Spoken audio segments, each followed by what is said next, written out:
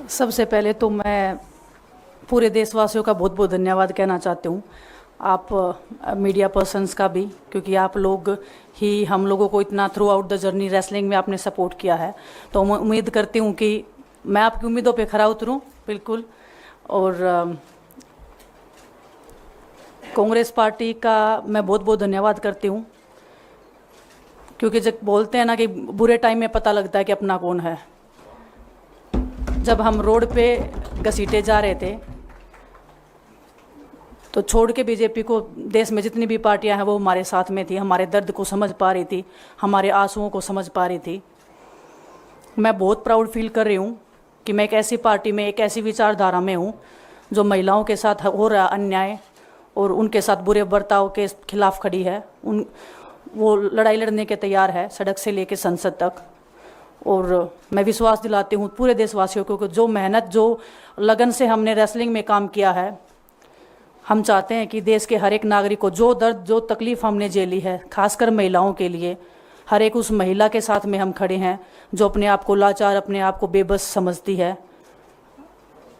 Wrestling में मैंने पूरा कोशिश किया कि मैं जितनी भी महिलाओं को, छोटी बच्चियों को इंस्पायर कर सकती हूँ।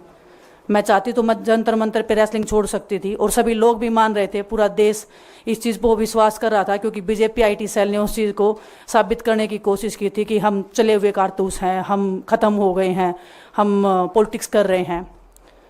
उन्होंने बोला मैं नेशनल नहीं खेलना चाहती, मैंने नेशनल चैम्पियनशिप खेला। उन्होंने बोला ये ट्रायल्स दे के नहीं जाना चाहते, मैंने ट्रायल्स भी दिया। उन्होंने बोला कि ओलंपिक्स लेवल तक नहीं जाना चाहते, मैं ओलंपिक्स में गई, मैं फाइनल्स में गई।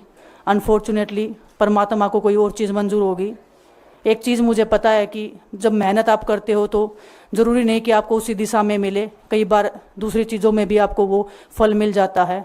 और परमात्मा ने मुझे मेरे देश के लोगों की सेवा करने का जो मौका दिया है, वो मैं मानती हूँ कि उससे बड़ा पुण्य का काम कोई नहीं हो सकता है। मेरे लिए बहुत प्राउड की बात है। एक मैं नई पारी की शुरुआत कर रही हूँ आज से। मैं चाहती हूँ कि जो हमने फेस किया एज ए खिलाड़ी होने के नाते, उन सब खिलाड़ियों को वो चीज़ ना फेस करनी पड़े। हम उनकी लड़ाई में साथ हैं। शायद उनको आज हिम्मत मिले कि जो पार्टियां पावर में रहती हैं शायद वो साथ में नहीं खड़ी हों, लेकिन उनके बहन भाई हैं जो उनके साथ में खड़े हैं। और हमें पता है स्पोर्ट्स में कितना गलत होता आया है, नहीं बोल पाते हैं खिलाड़ी। आप हमसे देख लो, बजरंग के ऊपर डोप का बैन लगा दिया 4 साल का, सिर्फ किसी लिए कि सिर्फ उन्होंने आवाज़ उठाई थी हमारे साथ बैठ के। तो उसका भुगतान हम कर रहे हैं, आज तक कर रहे हैं, लेकिन हम डरेंगे नहीं, पीछे नहीं हटेंगे।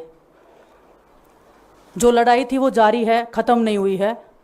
कोर्ट में हमारा केस चल रहा है, वो लड़ाई भी हम जीतेंगे, ज़िंदगी की जंग भी हम जीतेंगे। खेल में जैसे हमने कभी हार नहीं मानी है, तो हम इस नए प्लेटफॉर्म पे जो आ रहे हैं, देश की सेवा का भाव, और सिर्फ बोलने तक सीमित नहीं रहेगा ये। हम दिल से हमने खेल किया है और दिल से हम ये काम करेंगे, जी जान से मेहनत करेंगे, अपने लोगों के बीच में रहेंगे। जो भी हम अपने लोगों का भला कर सकते हैं, चाहे कितना ही % हमारे हाथ में होगा, वो हम करने की कोशिश करेंगे। और मैं अपनी बहनों को बताना चाहती हूँ कि आपकी बहन आपके साथ में है। किसी भी मुसीबत में, किसी भी पल, किसी भी क्षण आप ऐसे मत समझना कोई भी आपके साथ में नहीं है। जब कोई नहीं खड़ा होगा तो मैं आपके साथ में ज़रूर खड़ी रहूँगी, कांग्रेस पार्टी आपके साथ में ज़रूर खड़ी रहेगी। ये हमने फील किया था, और मैं वादे से कह सकती हूँ, दावे से कह सकती हूँ कि बिल्कुल आपके साथ भी खड़े रहेंगे। बहुत बहुत धन्यवाद आप सबका। सभी को नमस्कार। और मैं धन्यवाद दूंगा केसी जी का, हरियाणा के प्रभारी हमारे दीपक बावरिया जी का, अध्यक्ष हमारे उदयपान जी का, पवन खेड़ा जी का, और विनीत पुनिया जी का, और जितने भी कांग्रेस के हमारे लीडर हैं उन सब का, कि हमें विनेश ने बताया कि बुरे समय में हमारे साथ खड़े हुए। जो आज बीजेपी की आईटी सेल बोल रही है कि इनका मकसद तो सिर्फ राजनीति करना था, हमने तो उनको लेटर भेजा था, वो जब भी नहीं आए। हमने तो बीजेपी के जो सांसद थी, जितनी भी महिला सांसद थी, उनके घर पे लेटर दिया था, वो फिर भी उन बच्चियों के साथ नहीं खड़े हो पाए। कांग्रेस पार्टी तो बिना कुछ हमने इनको बताया, ये वहाँ पे हमारे साथ खड़े हुए। तो देश की बेटियों की जो आवाज़ उठाई उसका भुगतान हम कर रहे हैं। लेकिन ये चीज़ हमें पता लगी कि जो अत्याचार बेटियों पे हुआ जंतर मंतर पे, उसके साथ सिर्फ बीजेपी पार्टी खड़ी हुई और सभी पार्टी हमारे साथ खड़ी थी। और जो भी आज हम इस पे कांग्रेस पार्टी में आए हैं, मैं धन्यवाद देता हूं सभी का।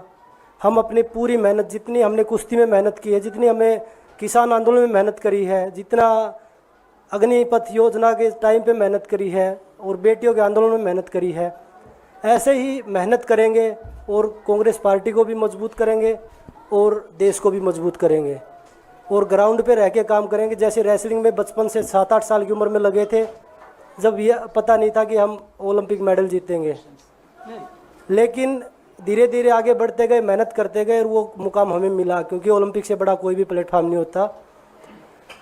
और जिस दिन विनेश फाइनल में गई, उस दिन पूरा देश जोश में था, पूरा जश्न हुआ। लेकिन अगले दिन जो घटना हुई, पूरा देश दुखी था।